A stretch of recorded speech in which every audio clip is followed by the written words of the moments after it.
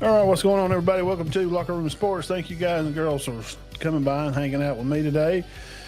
Today is Big Talk Tuesday. This is where we talk to smack and see if we can get it right for the weekend ahead. College football got a lot of great games lined up for the day. Saturday's going to start out pretty hot. I'm looking forward to it. What do you say out there? Peanut Gallery, what's going on, Jeff? Good to see you on here. Yep, Trent Dilfer is Gone gone from UAB. Maybe you and Diamond Dean could apply there. Not a bad idea. I think we could get it done. I do. I think we could get it done. So, Big Talk Tuesday live in the house. Let's just jump right in here to some games. Of course, we're really going to break down. Talked about Tennessee. Got to go into their defense and kind of see how they play on the ball. I think they're spotty on some spots like their DBs. Linebacker play's not real bad. Joey Aguilar can score the ball. We've seen how much they scored on Georgia. But how much did they allow Georgia to score? Those may be concerns for Tennessee. And Auburn. Oh, man, I don't even know where to start. But we're going to talk about Missouri, break them down, and where does Auburn have strengths over Missouri in particular aspects of the game. We'll look in a little deeper into Missouri. And some of it, we're just going to have to count on the fact that Auburn's going to have to put together a second half to a football game. So we'll start out right here from the top. Friday night, which we will not be watching. We should be at Alexandria, Lord willing. 6 o'clock on ESPN if you are around the house. I think Louisville-Miami is going to be a good game. I really do. Miami's favored by 2 touchdowns. Don't be surprised if Louisville covers on that. Nebraska is going to be in Minnesota. They're favored by a little over a touchdown right now. And with Coach Franklin going at Penn State and Coach Rule being a Penn State guy, I wonder, not who wrote the Book of Love, but I wonder, is there an opportunity for Coach Rule to return to Penn State, maybe be the head coach? He's done a good job wherever he's been. Kind of got Baylor off the ground and got them running. He's got Nebraska competing. They're ranked for the first time in a while.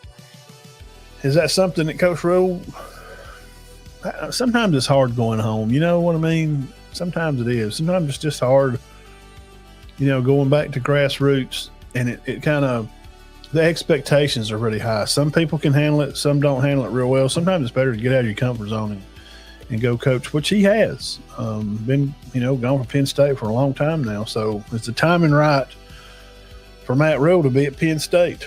Now, to kick off the day, big kick, booyah, 11 o'clock on ABC, LSU is going to be traveling to Vanderbilt.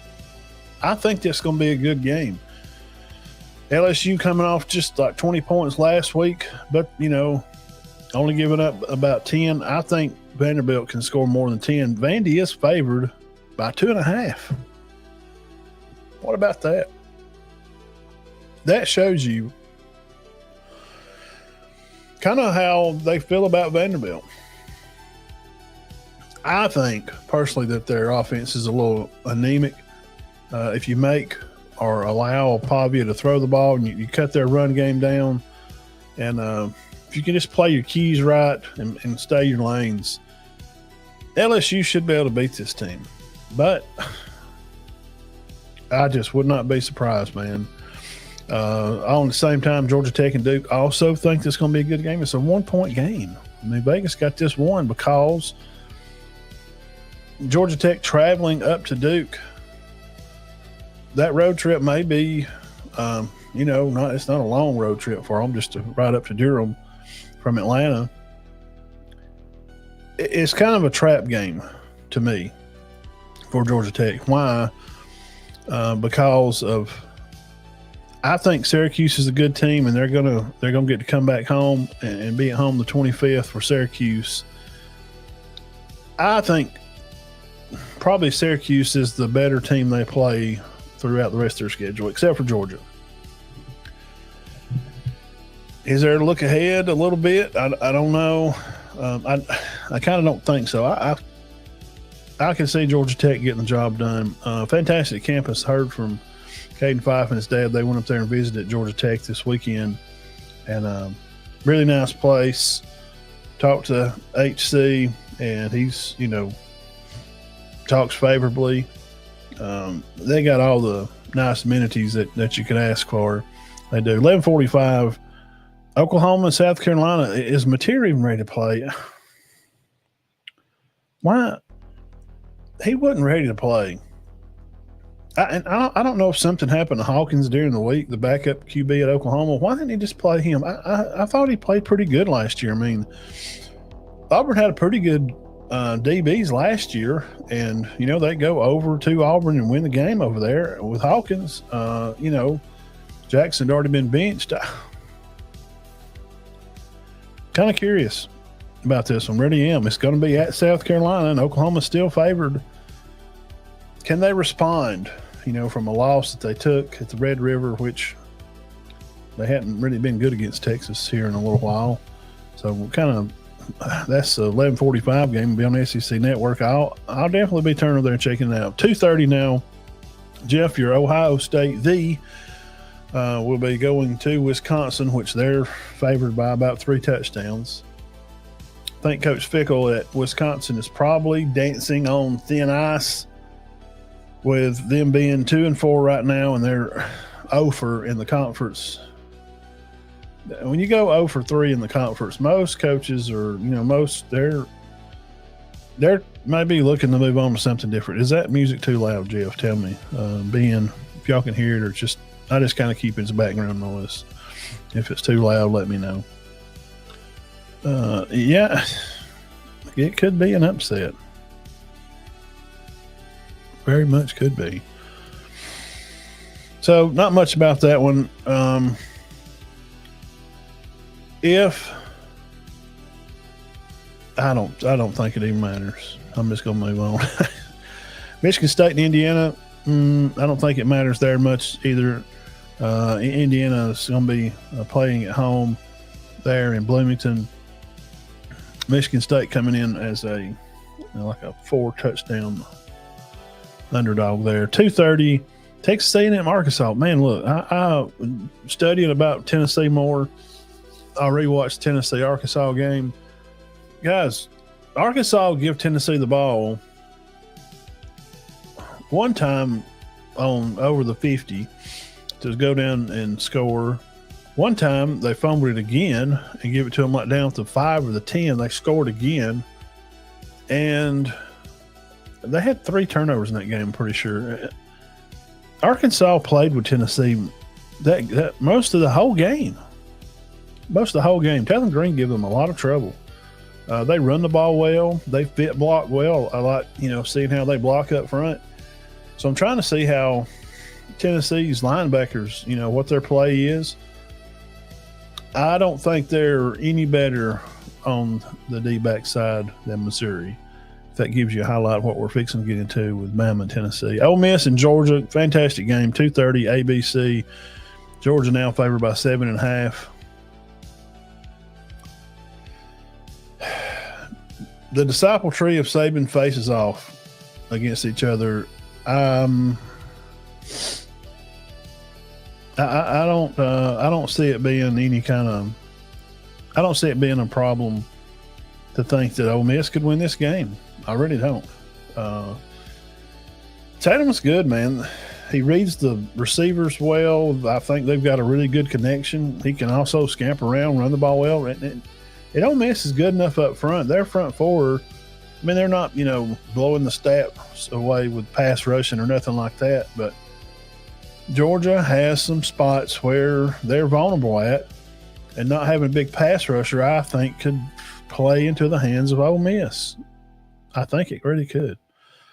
3 o'clock on Fox, Texas Tech will be heading out to Tempe to play Arizona State. Texas Tech's undefeated right now.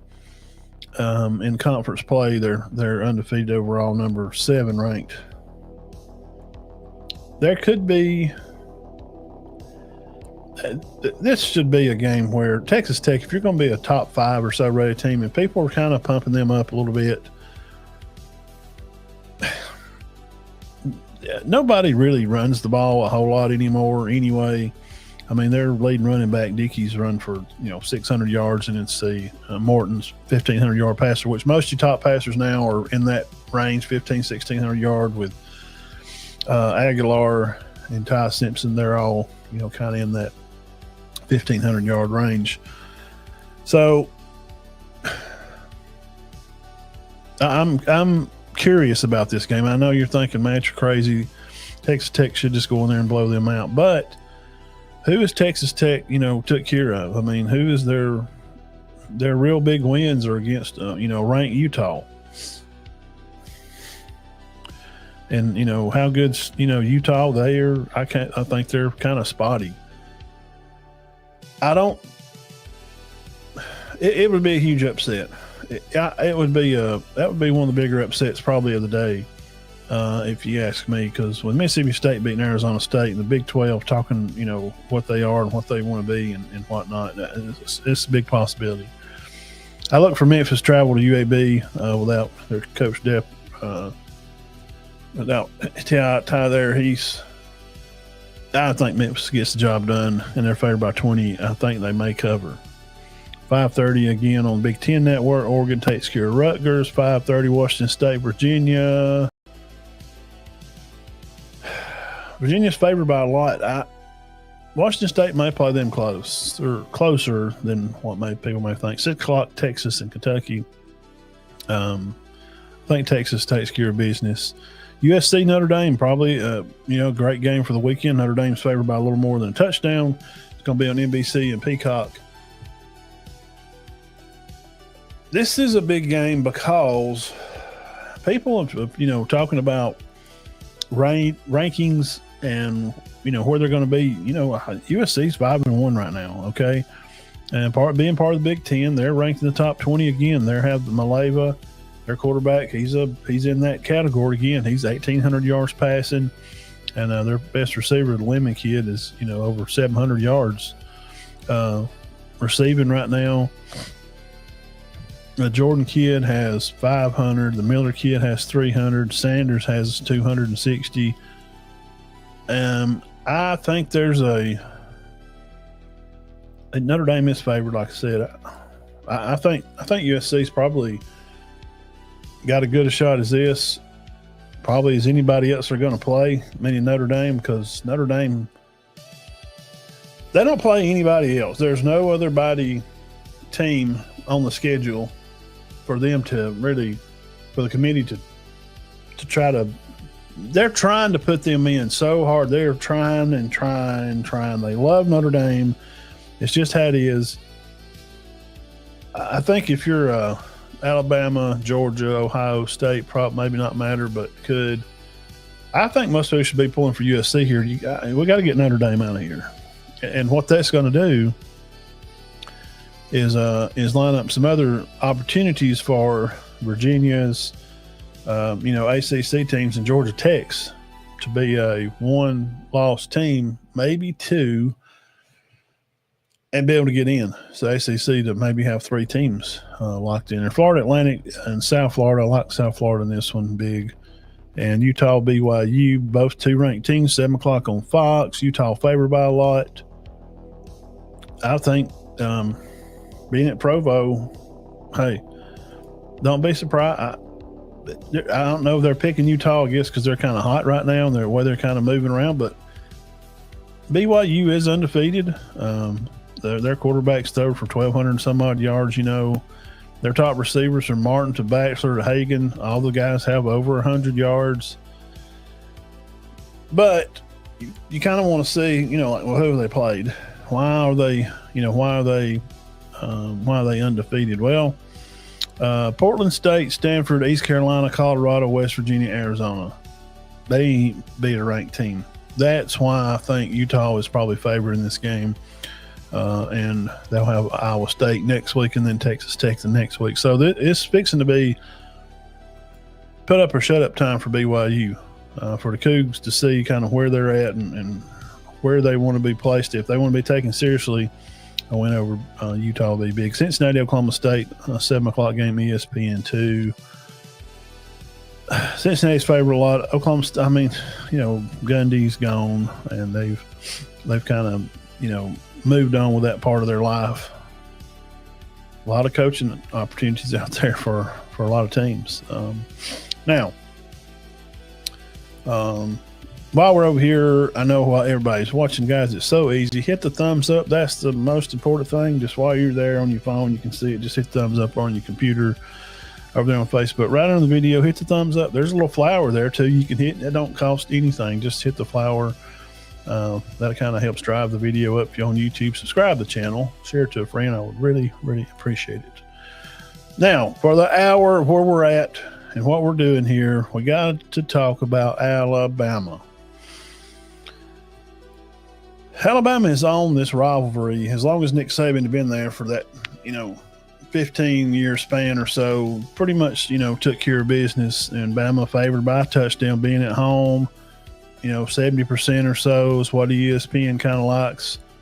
But watching how they play, I told you earlier the quarterbacks are 1680 and 1678 because that's kind of where they're at right now.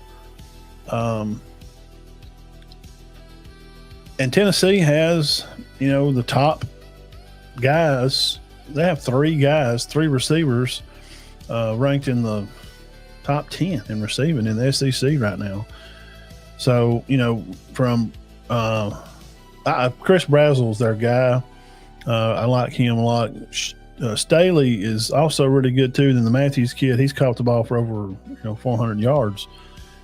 But this Kettlesman guy, tight end, getting the play. Their offense is not like Alabama. But in some ways it is. They like this tight end play to Kettlesman. He's going to throw out of the backfield. This Thomas kid, Bishop, is also going to play. And, running the ball wise, we saw the Lewis kid come on last week and had a good day. He's got 43 carries for 200 yards. And Aguilar has run for over 100 yards himself. And you got Thomas, and, of course, Bishop is their guy. He's a little small guy that runs around back there. You get lost on him. 480 yards rushing. So, matchup-wise, what do you think, and kind of where, how do these teams match up? Matchup-wise, I really like the matchup because Tennessee, like Bama, they don't have a lot of big plays, down the field, like 20-yard plus plays. Offensively, let's say third down conversion percentage, stuff like that. You can look over here and see that that Alabama and Tennessee are ranked 18 and 19. So that's been a big stat, for them. And also fourth down percentage wise, Tennessee is one, and Bama's down there, way down the list. They are in 6 games. They have 10 fourth down conversions out of fourth down attempts out of 16, which is good. I mean, it's not terrible, but Tennessee kind of leads the way. Now they're only 3 for 3, so of course they're 100%. So that tells me that Tennessee's moving the ball on first and second down. They're going to come out. I'm probably sure if they get the ball, they're going to come out right on top, and they're going to try to run the ball with Bishop and Lewis, and also their line blocks well. Georgia was kind of hurt in some of the positions where playing them. They've been playing a lot of scrabble with their offensive line. And Georgia has too a little bit. So I just really like how LT Overton's playing right now, like how Pierre has been playing for Bama. And, Keelan Keeley, finally a guy that we really talked about a lot during the summer, changing positions. He seemed to have found his stride last week. I think he had a sack. it's going to be a tall task for Tennessee's offensive line to keep the hurry off of Joey. But guys, Heupel's a good coach, man. He's as good a play caller as there are. And I told you about their receivers at Tennessee. And the reason they have 3 receivers, saying, well, Matt, their receivers are, better than Bama's. Well, Bama's offensively, they throw the ball around a lot more. He's going to throw to 5 or 6 guys. Or Tennessee just throws to those 3 guys. That's who they got. They have about 4 or 5 backups, and then 3 or 4 more behind them. Freshmen that's, not getting a lot of playing time. But, in first down offense, Tennessee's 3rd. So it says right here, only with Indiana being 1 and then Rutgers being 2, Texas Tech at 6, Ole Miss at 10, and this just means, converting, first downs of, games played, saying 6 games run for, Bama's had 40 run for first downs and then 88 pass for touchdowns. So Tennessee run for first downs 61, and pass for touchdowns 86. That tells you right there, what kind of backs up what I'm saying. I see them probably running the ball to come out of the gate like most teams are going to do. And how Tennessee sets up the run itself, they'll play a one back, standing off the side of Joey there, probably Lewis or Bishop. They'll have this Kettleman kid over here, kind of tied in, kind of playing in the backfield some, kind of like a sniffer, sort of behind the guard, between the guard and the tackle, but, just kind of right behind the line a little bit. And on heavier packages, they'll have 2 tight ends standing back there, kind of up in front and out to the side of the quarterback, with one of the tailbacks to his left and right. So they got, guys up front to block it, but still, again, I feel like we're talking about Tennessee's offense. I don't know if they can score enough. And now vice versa, we'll talk about Alabama's offense. I don't know if Tennessee will be able to score enough. I think Bama's D-backs are I think they're some of the best group around. So let's look at that side of the ball real quick and talk about defense and that type of stuff. So red zone style defense, where's everybody at? Red zone style defense, Missouri still in there at 2. Auburn at 11. Georgia 17. And red zone defense, you don't see Bama or Tennessee, neither one in there, but they're winning games. Well, that's because the rush defense style, I meant to say, they wind up in these shootouts where they're throwing the ball. So some teams are just not running the ball a lot. I mean, they'll go to the run, and then Bama gets the ball back, and they're going these long drives, really draining the clock, and they're throwing the ball, a lot, and they'll run it some, run for 4 or 5 yards, keep defense honest. So it kind of makes a bad stat for both of these teams because of that style. There is some similarity. That's what I started with, that they're not the same, but they run different sets.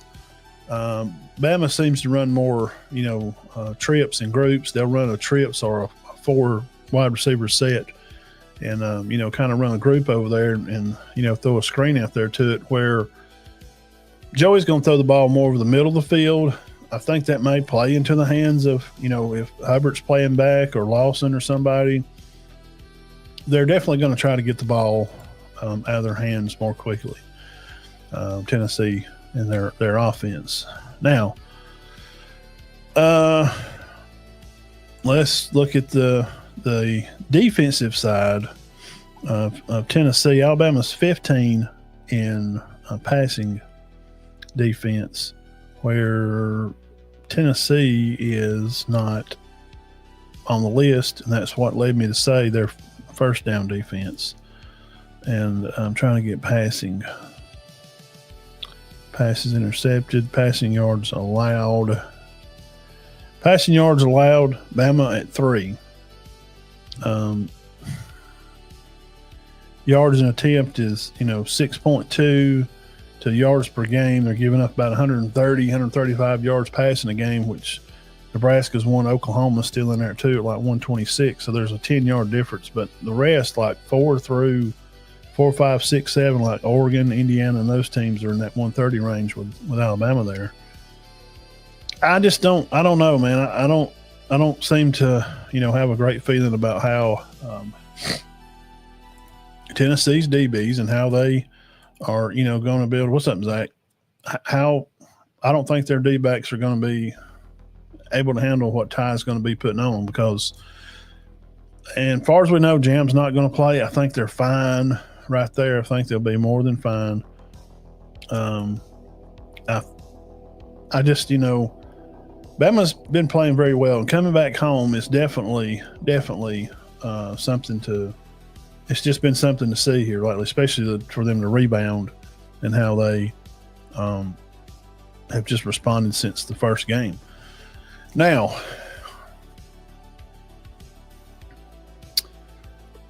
so now let's kind of look at both sides there. We kind of look at offense, defense, both teams, and just give some stats and kind of how you feel. And I've watched Tennessee play. Man, they defensively, they'll give up some stuff, and they kind of remind me of Bama in some ways because I see them on a busted play or something, like freaking linebackers, come flying in there together. And, Carter, one of their leading tacklers on the team, got nearly 60 tackles. And then turn time, the DBs, he does have an interception where Hubbard leads the SEC with 3 picks. So they'll get guys in the wrong place sometimes. You'll have two, an end and a linebacker both try to fit, on a little option play. And we've seen Bama run a little bit of option. We have seen that a little bit. It hadn't been very successful because Ty is not real fast. He actually runs a 4.8 or so 40, 4.8, 4.9. Some people's compared him to Trent Dilfer. They both run the same 40 speed. I think this game is. Do you think it could get out of hand? Do you think it can make it like really kind of get wonky and turn the other way, and Bama could jump out there and beat them by 20 or so?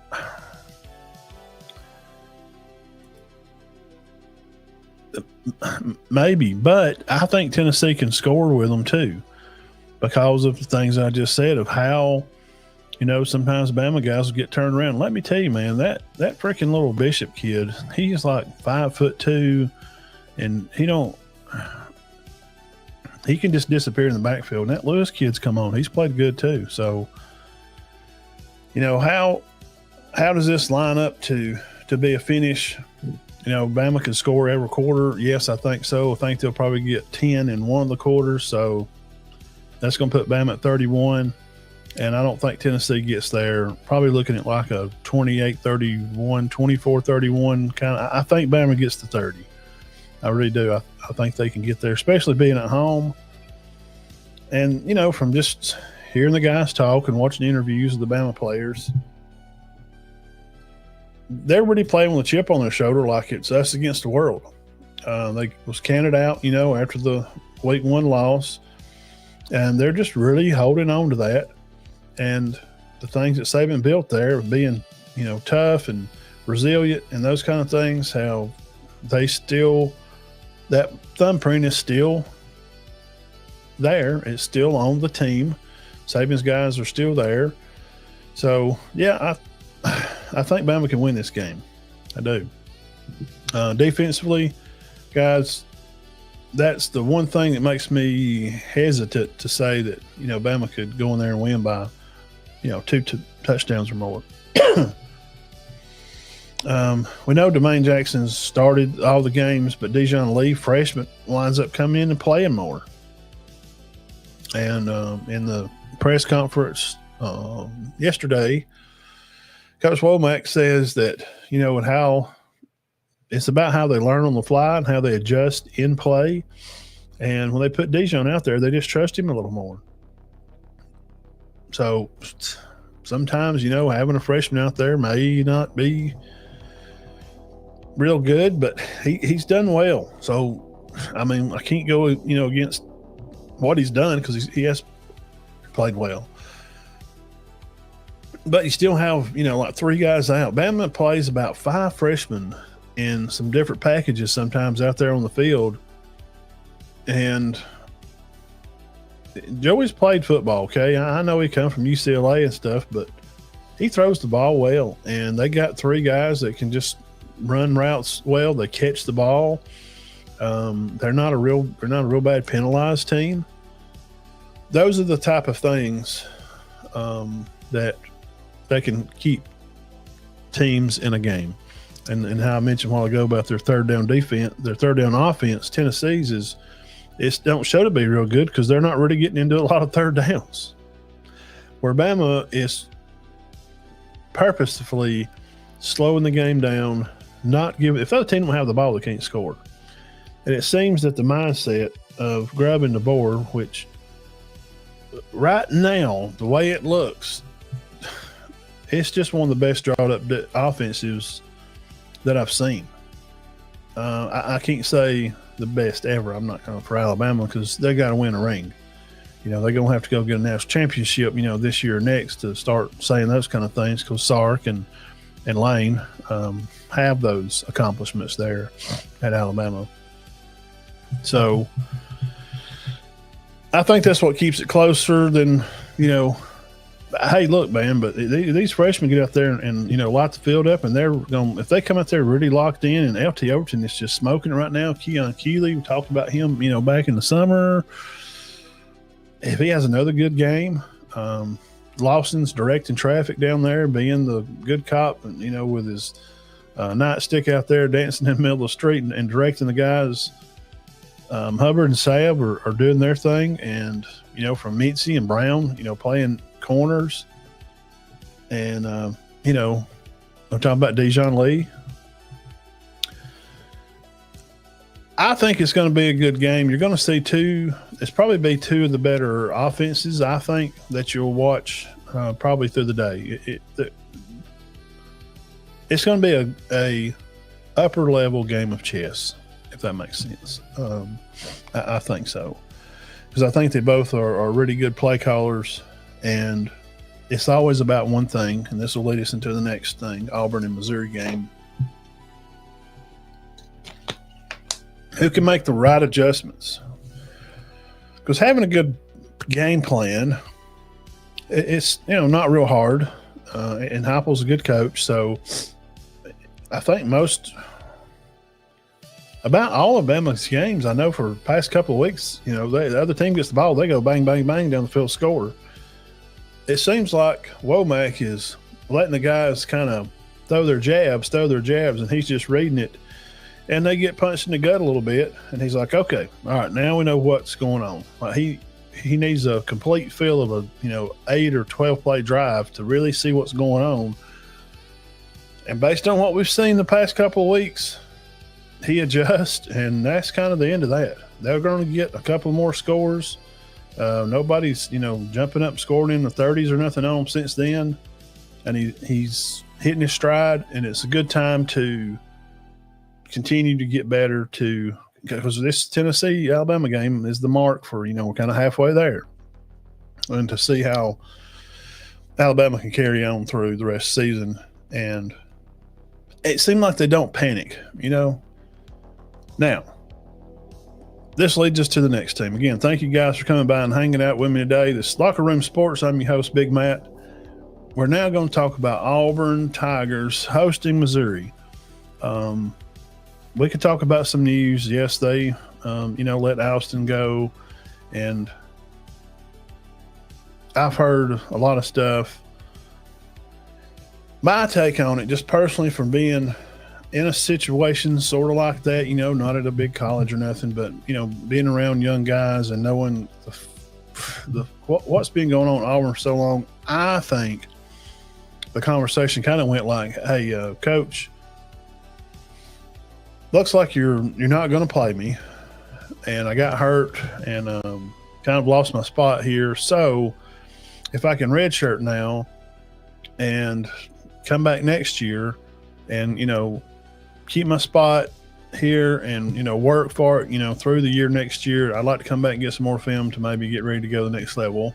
Or it could have went, and kind of how things are going down there, I kind of lean toward this version. Coach, it looks like I'm not going to get to play very much, and I lost my spot there, and you're just not even looking at me, give me a chance. And I don't really like where we're going as a program. The offense is anemic, and it's just not very exciting to be here. And I'm ready to, you can redshirt me so I can move on and go somewhere else and just kind of shut it down for the year. And I'll just kind of get out of the way, because this is definitely not going well. And this is not what you said that we were going to do. And from hearing some other stuff, from some news about kind of how the locker room is taking it, they're not kind of liking it, kind of neither. And now leading into a prediction of the game to talk about these two teams, it's a strong feeling that Freeze has probably lost the team now. You're 0-3, dude, in the SEC. 0-2 for 3 years straight, setting a new record for Auburn of being 3 years straight, being for the first two conference games, not winning them. Guys like to win. And he just seems like he's stuck on what he feels like is going to work. And I know coaches like that are, stuck in their mind of just, they're not taking anybody else's advice on anything. And it's just hadn't worked. Obviously, it hadn't worked out.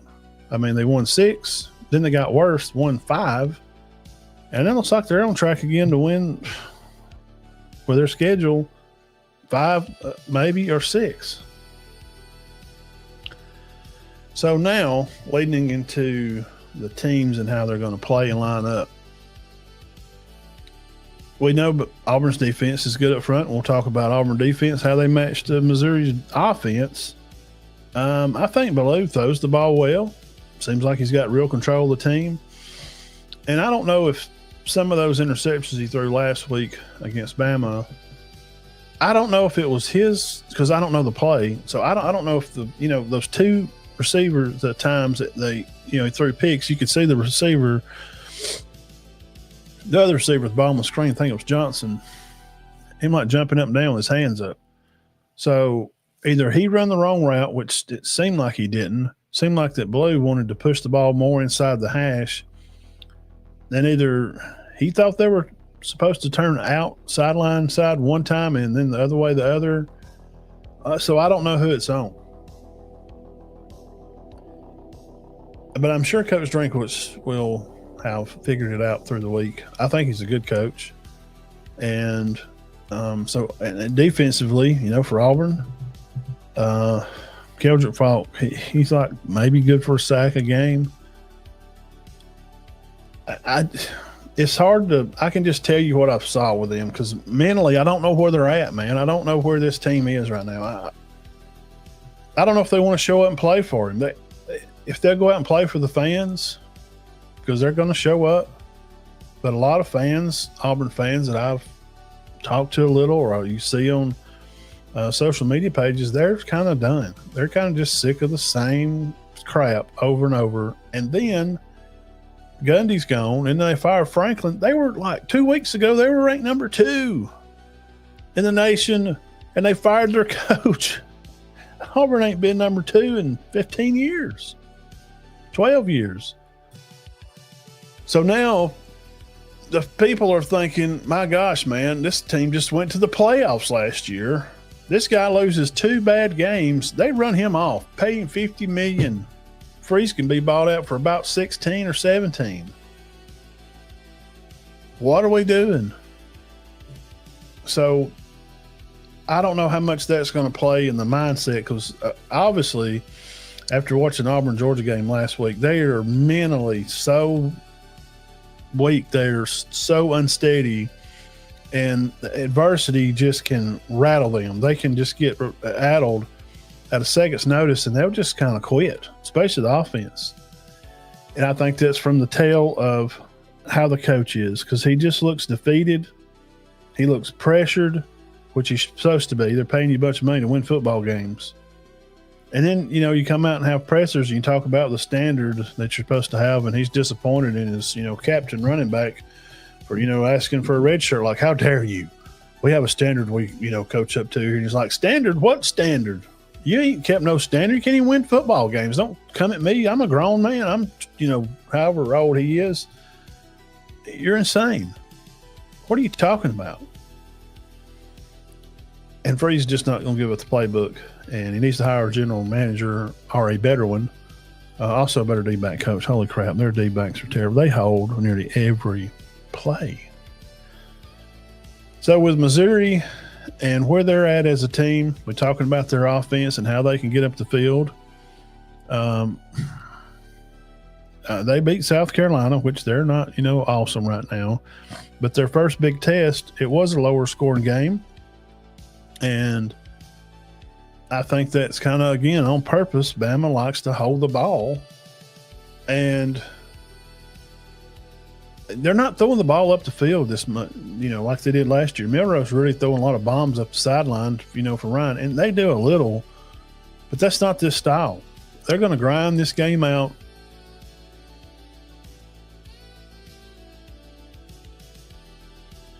On first down and try to get 3 or 4. But, receiver wise, the Coleman Jr., I liked him, but I really liked what was that kid? The Norfleet kid, man. They're tight end. I like him, man. He's going to be trouble for Auburn to cover. If they're going to come out and play hard and play for the fans and try to get their first conference win, these guys you're going to have to pay attention to. The Johnson kid I just talked about, he's right at 300 yards. Guys, they got 5 guys over 100 yards. Might as well be 6, because the tailback, Roberts, the other tailback, not Hardy, which he's hard to tackle. They got a tailback and 4 receivers that's over 100 yards, and 2 of them's over 300. One of them's almost 4. So they're going to throw the ball around a little bit.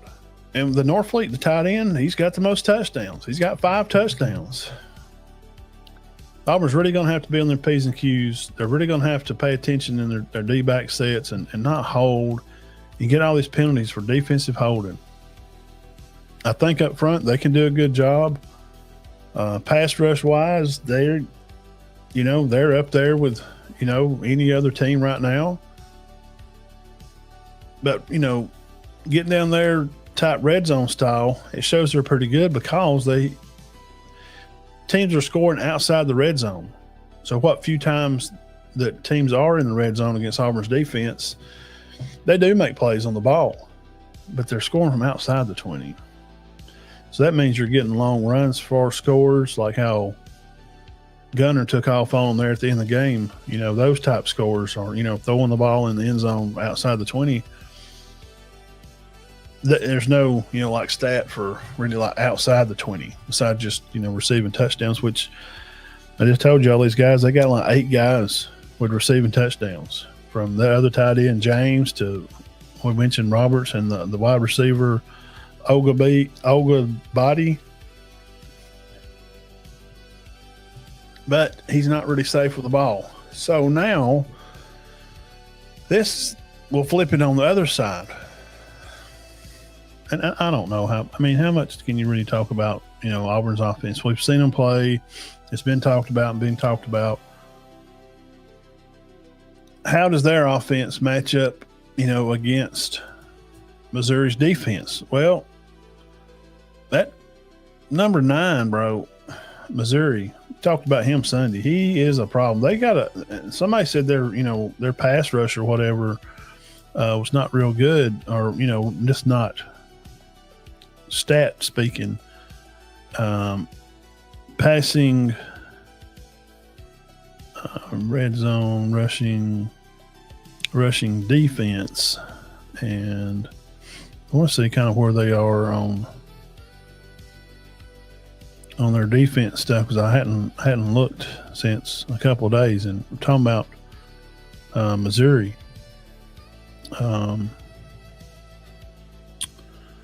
Let's see here.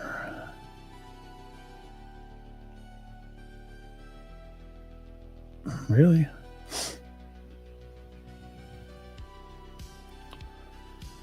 No, it's just not on there. See what passing yards allowed then. Bama at 3 again. Ohio State 7.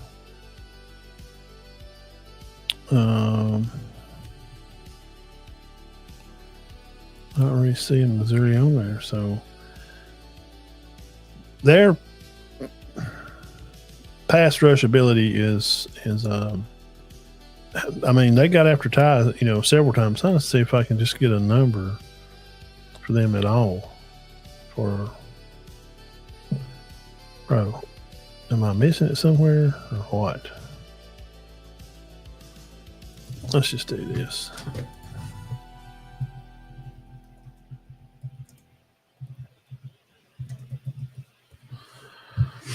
Missouri's pass rush defense has been a key strength analysis of noting it must be effective, particularly in challenge games like the one they had last week. Emphasize strong pass rush in Missouri chance. They don't give no numbers or nothing. Defensive coordinator, of course, Corey Batoon. Stopping the run, that type of stuff, blah, blah, blah. So, I love how they play the ball. How's Auburn going to move the ball? Same way they did against Georgia. I think Missouri's pass rush it's better than Georgia's. Georgia ain't really got no guys. They don't. And it's probably pretty close, if you want to talk about. I think these teams are pretty close in a lot of areas. And at the end of this, we'll do the check mark and we'll go back to Bama and Tennessee and do check, which one you kind of feel, man, there can't be not in there.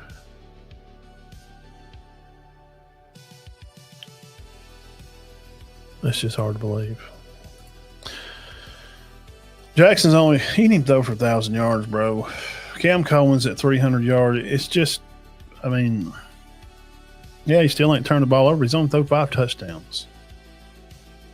That's just not good enough. Jeremiah Cobb at 450 rushing. It's kind of cut all that off. Jackson's right behind him at 250. Then Damari Alston.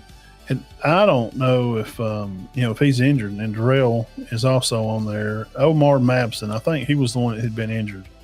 He hadn't played in a while. So I'm kind of curious because they don't have a number 2 running back no more. So who's going to be there too? At Auburn, when they asked Freeze about it, one of the reporters kind of said, "Well, is Omar off the injured? Is he going to be your number 2 back?" And he was like, "I've talked to the doctors. I don't really know." How do you not know? They're going to. That you just canned your second string running back, and you don't see that kind of stuff. Shows me that's just not. I can't. Just not. That's not going. It's not acceptable. That shouldn't be the standard at the college. Your freaking AD should come there and say, "Bro, but really,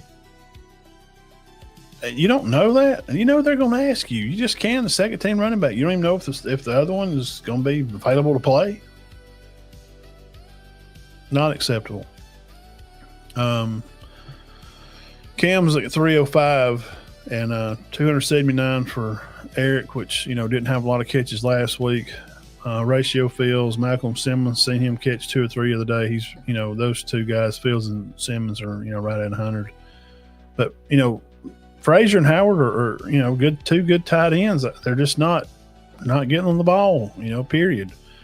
Perry Thompson was supposed to have been all the talk. We heard a lot of talk about him, during the summer. And he came to his running back, Cobb. He's got 11 yards receiving. See that? Those kind of things say that Freeze is like stuck in first gear. And he's just, I don't know if it's just pride or ego. He just refuses to, shift ahead. And I think that's what it is. He's trying to save his reputation, and every year it's like, this year I'm going to do it. Well, they don't. Wins 5. Then the third year I'm going to do it. And these stats are just, it's middle school, man. I picked Auburn and beat Georgia last week. And if they play the second half the way they played the first one, then, good gracious, I think they win the game. I mean, who don't? I don't care if they got the goal line play or not. I don't think that matters. You go in at halftime up 10-3, and you come back out, stop them, or if they do score, it's tied. Then it's tied. So what? Keep playing keep doing what you've been doing, man. And they beat Georgia. They just stay in the lane they were in, but they get out of line and they can't seem to get back on track. One little bump in the road, and it's just off the rails. But this kid here, it was Zion Young, dude. He's like 6 down. He had a heck of a game, man. He leads in sack yards at 43, total tackles 20, which the Trotter kid's at 36. On 14, 9 assists, 18 total tackles, 3. He leads the team in sacks. If he stays revved up and he's healthy, be looking for number 9, Zion Young, because if OX over there, your left tackle at Auburn's not ready to play, holy crap. It could be another long day at Auburn. I don't know if they're going to fire him right now, in the middle of the season, and put Durkin in as interim until. It's just such a big mess, and it's just extremely silly. Let's hit the peanut gallery. Ben, what's up, dude? Do you think Alabama picks up during Austin? No, absolutely not. Bama's got plenty of running backs that are way better than him. AK Deer is better, and he's a freshman that don't even touch the field. And from Hill, better. Young, probably better. I know Riley's better, and we know Jam and Riley are gone next year. So next year I would look for Hill and Deer to probably be your 1-2, not less. Richard Young, I liked him, man. He's just, maybe he's had a few bad weeks, but he may have turned his ankle. I don't know. So I would say no. And Bama's got Ezekiel Crowell, if you're familiar with high school football around here.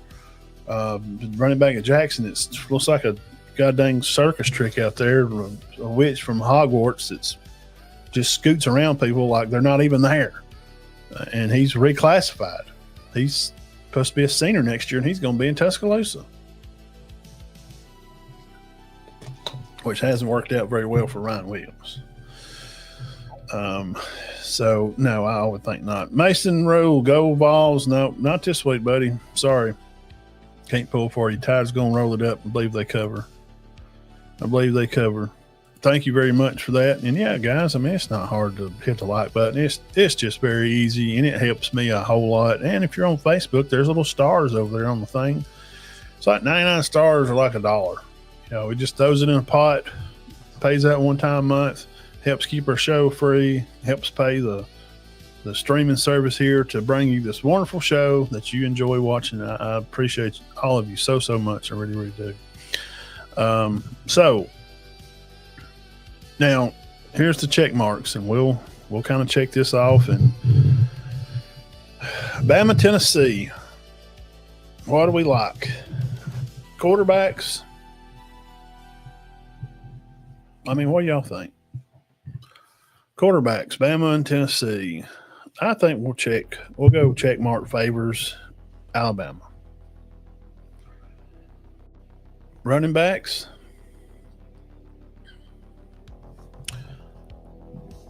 Yeah, I know they're having a bad year. Sweetwater. Running backs, Tennessee or Alabama? Which side would you check on that? Tennessee or Alabama?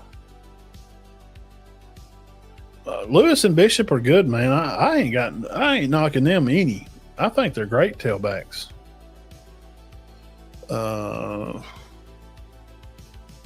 That would just nearly. I could be a draw, man. So we could say even Steven. We could say draw on that. I think Alabama's better quarterback play, but running back wise, it's pretty close, man. It is for me. It's pretty close. So we're doing the checklist now. We went through Bama, Tennessee, offensive, defensively. Kind of got a shakedown. I think Bama's offense is a little too good for Tennessee's D-back room. I think Bama gets in the 30s and Tennessee don't. Now, checklist wise, offensive line. At times it's they have Bama's give up a lot of sacks and Tennessee has not. But you have to look at Tennessee's schedule. I mean, if you want to go back and look at who they've played, and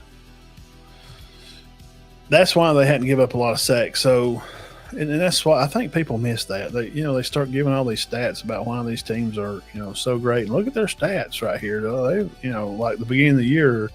Auburn's the best running back SEC. Well, yeah, but dude, they played like South Alabama, and then let's wait and see what happens. So who's Tennessee played to say that they have had good? They've had some sacks because they're going up against Syracuse. Not real good. When we can look right here and see, what kind of stats they had for that game.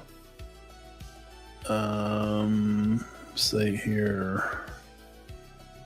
Schedule stats. How many? Syracuse, 45-26 score. East Tennessee State, Georgia, which they lost the game. UAB, Mississippi State, and Arkansas. So, these offensive lines they're looking at right here, they're not real good. For sure, we can honestly say that this is, good Lord, man, 55-3. Sheesh. Well, you don't think Joey's going to make score at all. I think Tennessee's definitely going to get in the 20s. I think they can score the ball. Their three receivers are good enough to do so. But Joey's going to turn the ball over now. He's thrown, 5 picks, I guess. Ty's thrown 1.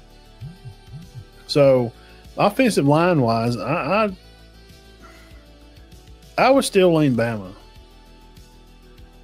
But if they have one of those games, and Tennessee can get after their butt, they could be the difference. Wide receiver room, I don't think there's not a better wide receiver room in total with, the 4 or 5 guys that Ty's throwing to. I just don't. I mean, somebody else can make a case. And Tennessee does have the 3 in the top 10. And I told you that's why, because because that's the only 3 he throws to. So they're going to have good numbers because those are the 3 guys he throws to. Now, if Ty only threw to Horton and Bernard and Ryan or somebody, then that'd be different. But he's throwing to 6 or 7 guys a game. I mean, like he'll have like 7 receivers for between 150 down to 20, 30, 40 yards, catching.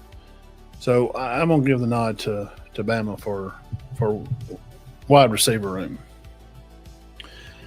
Defensively, I think Bama's D-backs are young in spots, and it's either they bust it and somebody scores, or they cover it well and just daggum. I mean, Hubbard's leading the SEC in picks. He's got 3, so it has to go to them. Linebacker room, could be, kind of close. Let's see here. Statistically, you can look and see that Carter has 57 tackles on the year. We're just going by their, leading tacklers. and you get over here and look at Bama statistically and look at some of their linebacker play and stuff, you're going to get Jefferson has 35. So, that's a heck of a deal right there. Jefferson with 35, and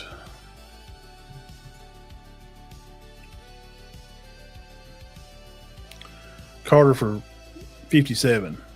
He's got a lot of tackles. So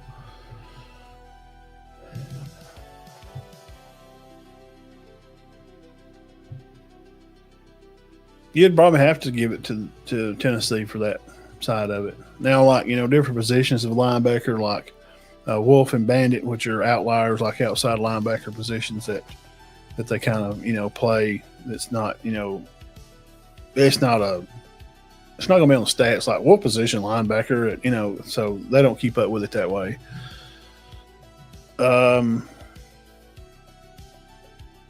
Defensive line, it's probably pretty close. So, I think with Bama's running back room and Tennessee's running back room, I think they're kind of square. Wide receiver room definitely goes Bama. Quarterback, I think, definitely goes Tide. Just does. So, if Tennessee's going to throw the ball a lot, then I don't think they're going to be very successful. Now, if they run the ball and Lewis and Bishop, man, they can pick them up and put them down. They're good football players. They could cause some trouble, especially to start the game. That's going to see where, if Bama defensive line wise, if that's going to be if that's their weakest spot of the team, then I think you could probably just kind of say, well, we're just going to have to kind of take it, and we're going to play as a team. Nobody's going to have one better stat than the other, and we're going to sell out on trying to keep these guys contained. And I just showed you what Joey's run. He's run for over 100 yards too. But I don't think it's going to be a blowout. But being like Alabama, depends on, like I said, depends on if McCoy is back or not. Well, let's find out. Let's see what the injury reports, which should come out Thursday.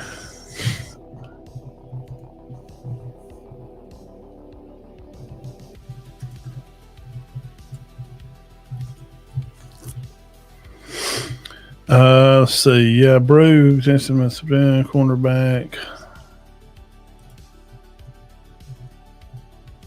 I hadn't seen nothing about it. His right ankle fractured. Oh Lord! From May. Okay, that was early. But as of 2 weeks ago, against South Carolina, injury is severe, requiring multiple surgery. Bless his heart. Man, when it's medical retirement in May, starting is a difficult but necessary decision for this long term. Oh crap. So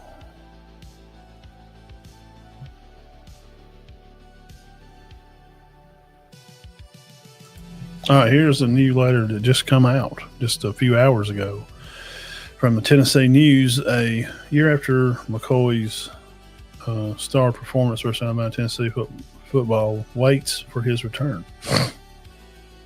Tennessee football secretary Will Martinez has sadly become associated with preparing to play without McCoy, and it appears the Alabama game will be no different.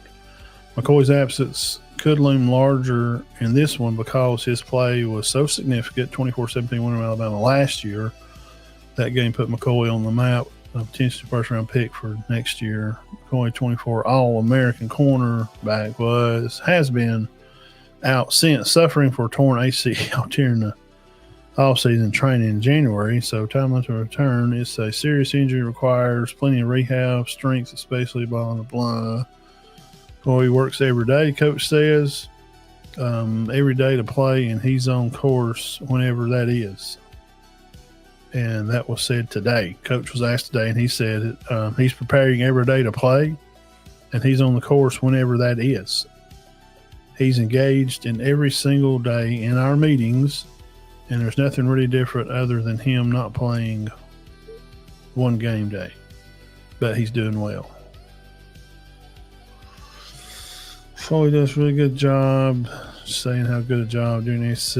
Heupel defers to the player availability report, which is released tomorrow. Update about 9 minutes before. McCoy has been listed as out every week this season and is presumably on the sideline. Gibson, star returning cornerback, is still out with upper body injury and suffered in the season opener crap against Syracuse. So without McCoy Val's face, potent Alabama passing attack seems like a distinct memory. McCoy played his first big game. Okay. So Mason, it seems he's not going to play.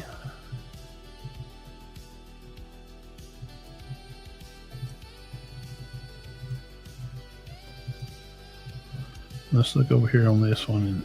In fact, I had just assumed that he's not playing. Players.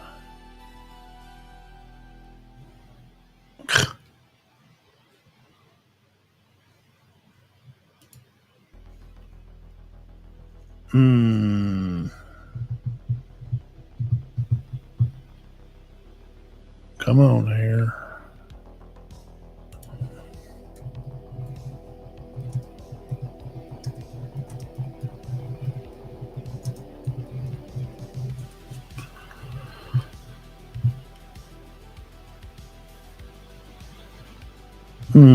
Yeah.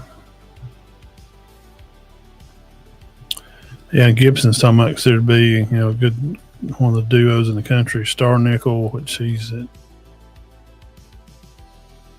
Florida State, and Mason, I don't from that now that just come out just like 2 or 3 hours ago from Knoxville News. So I just assumed that he wasn't playing. I knew he had been hurt, and I thought he's just going to be out the whole season. So maybe he'll get to come back. Bama winning 55-3.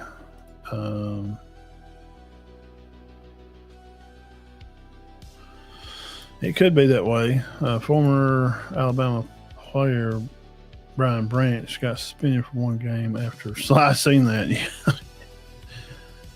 Well, I don't know what happened during the game, but you just handle it like men and do it on the field, I guess, or you do it outside the field.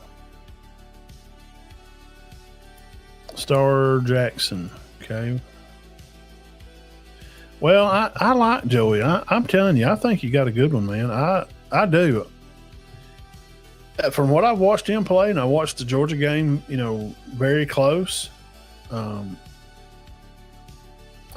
think they have a real good, I like how Heupel runs his offense. And I do. I think Heupel kind of fits right in with that. Let's see. Roster wise, showing if it had any other. Yeah, and it don't. It's not going to tell if they're out. Whatever. We talked about the Turpentine kid. There's McCoy. We don't know.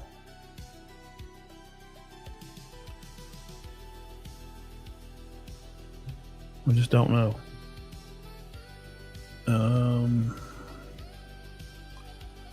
Let's see, running back wise. I'm trying to see if they had. Who they got on here? The Morris kid, the freshman Justin Baker. See what? Bro, Boo Carter.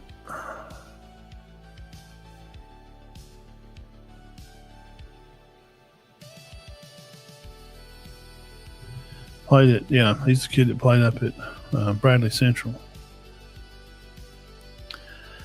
Yeah, I'm really curious how he lines up and plays.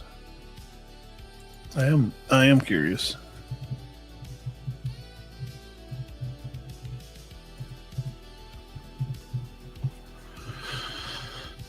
Let's see here.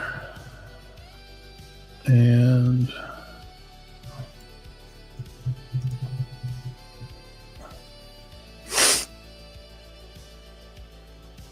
let's see.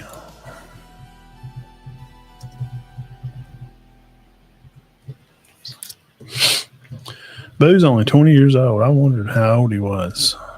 Yeah, he's a big playmaker. 13, solo tackles, 21 total. He does have a sack. He don't have any interceptions. So far this year, he had 9 tackles against UAB, none against Mississippi State, and 4 against Arkansas. Had the sack against UAB also. The band, Montreal, Caleb Beasley, the Brazel kid, he's good, man, number 40. And the Farquhar kid, Doris Farquhar, yeah, he's had 16 total tackles. I know he's only got a forced fumble, 1, but 6 foot 200 pounds. I like how he plays. I'm just telling you. Number 15 for Tennessee. I like how he plays football. Also, I could say, well, why did you do that?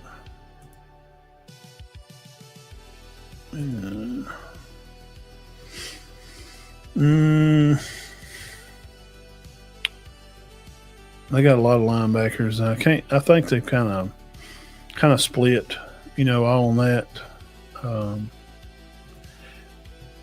Arian Carter is one of my favorite guys. He's from up there at Samaria, Tennessee. 6'1", 235 pounds. We just talked 57 total tackles for him. I just don't know. I just be honest. Heck, I can tell you guys what I'm thinking, especially Mason. He know. I don't. This is going to be a huge test for them, and I think that some of their numbers look good from playing UABs and their schedule, which they can't help who they play. It's just it's just who they play. Syracuse was okay. They're not a terrible team, but East Tennessee, UAB, Mississippi State, Arkansas. Arkansas is not bad. We saw how Tennessee lined up with them. Arkansas, if they didn't turn the ball over like 3 times, they may could have won the game. That's what worries me a little bit. And how many points Tennessee give up? 41 to Georgia. That worries me a little bit too.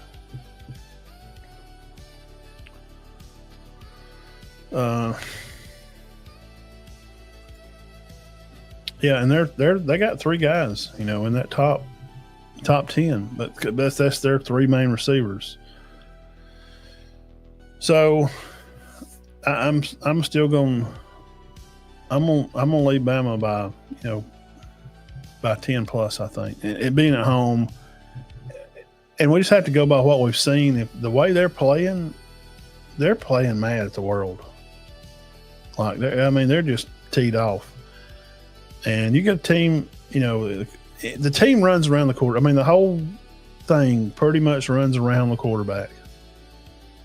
And the guys are really trusting and loving Ty right now, and I couldn't go wrong, with that. So now Auburn and Missouri. Let's do a breakdown of positions and who we like. Check here or check there.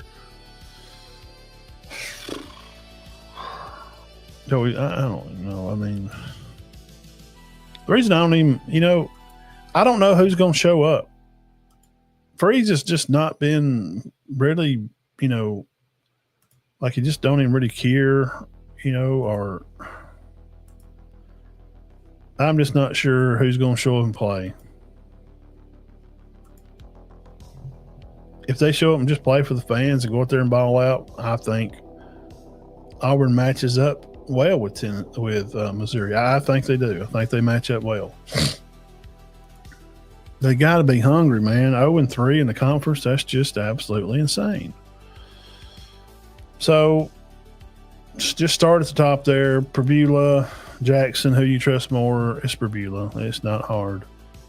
Do you like Hardy better than Cobb? Yes. I mean, he's got twice the yards. He is more of a downhill guy.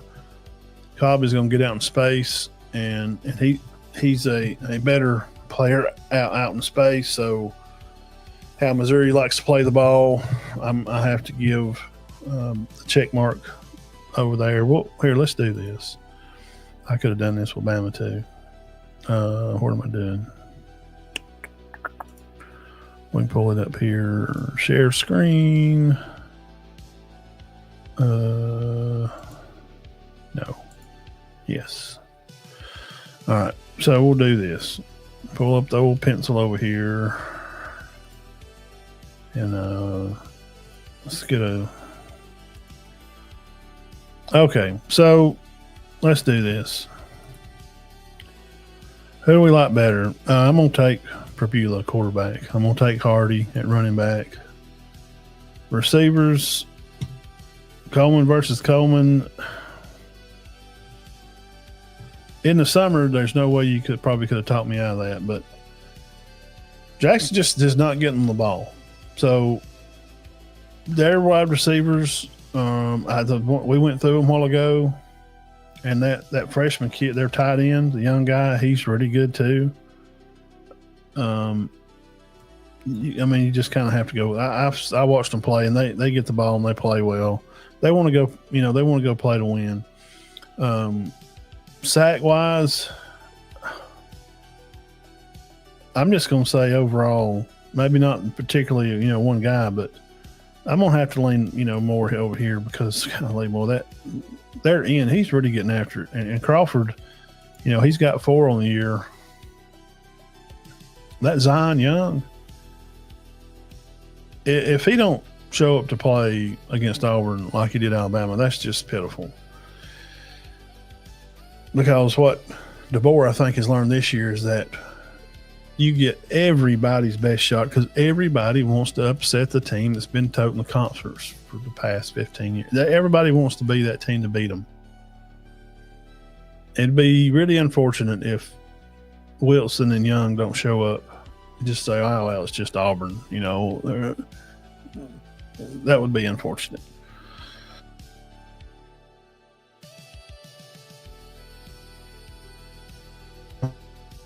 I mean, it's, one apart, but, how do you like their room, better than others? So, man, that's kind of crazy, ain't it? Ain't that kind of crazy? Because we've seen these guys play, and there's just, there's no reason for this linebacker room we're looking at here.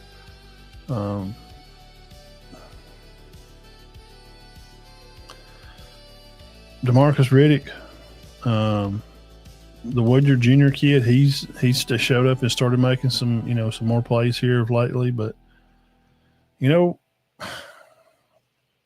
what are we gonna do? So let's go.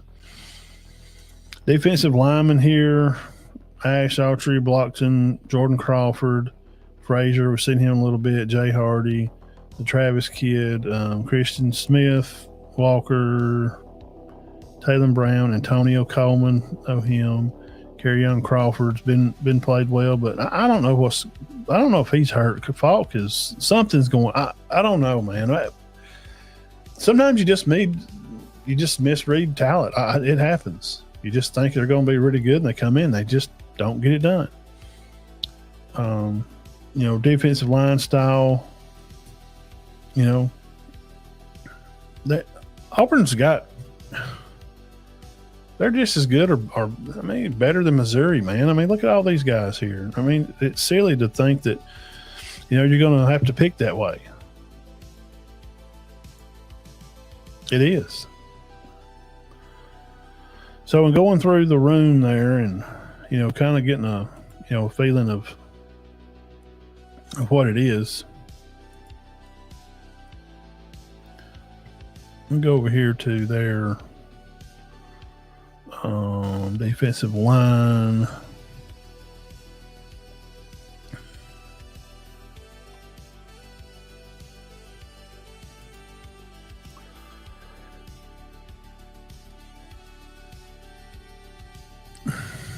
Beaufort, well, this kid right here is something, man. We looked him up Sunday. Smith. Let's see where Nate's at right now. Nate Johnson, okay, 1 for 1. Senior guy from Oklahoma. So there you go. That's kind of that, and that's kind of this, and it centers around the quarterback. It just does.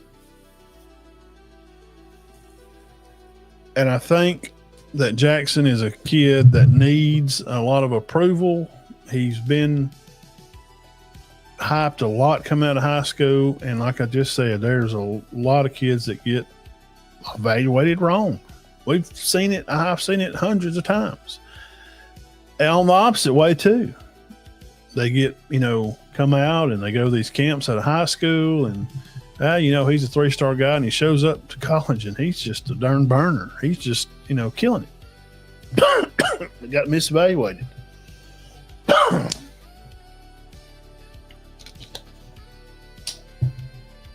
But it seems like more than often it's the kids that get evaluated highly. We seem to slack off because, the competition in college, like we've seen with Arch Manning, just hadn't been that great. Just hadn't. Bama should win this game since it's a night game. Saban started off College Game Day a few weeks ago, the home team.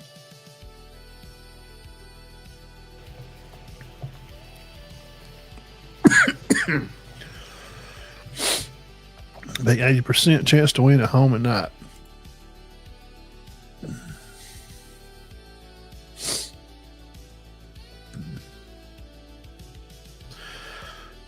Jeff thinks this may be Freeze's last game.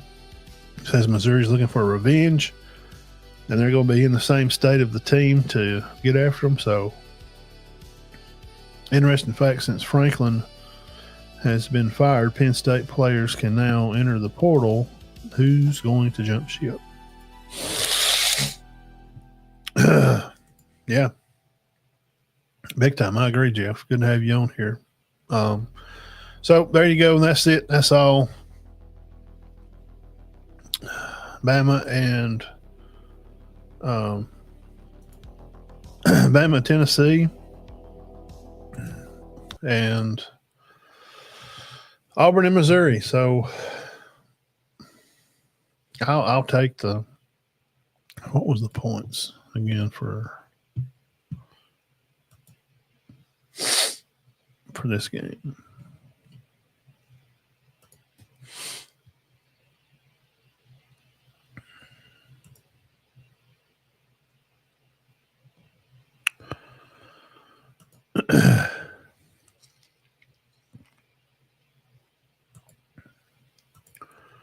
Was it 2.5?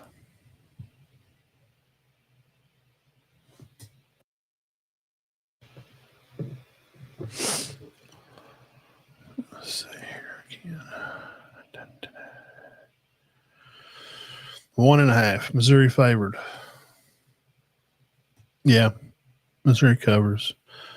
So we'll take the teams that are favored in these matchups here.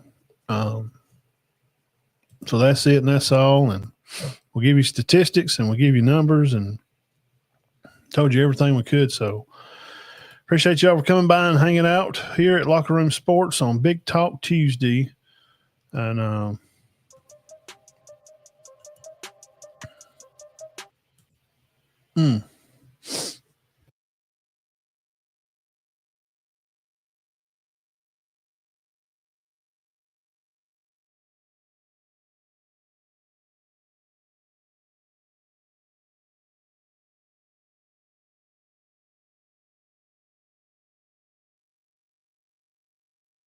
So we appreciate you guys again for coming by and hanging out. This is an episode here at Big Talk Tuesday, and we'll catch you guys back here Thursday night, and we'll go over some high school stuff and talk about on the road.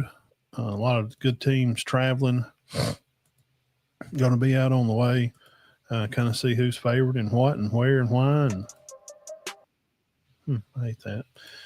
So anyway, that's it. And gosh, had a lot of people on tonight again. If you are still on, man, make sure you hit the darn thumbs up button. I sure would appreciate it. God bless you. Y'all have a great Wednesday. Get you back here Thursday night at 6 for Locker Room Sports Polish Day podcast.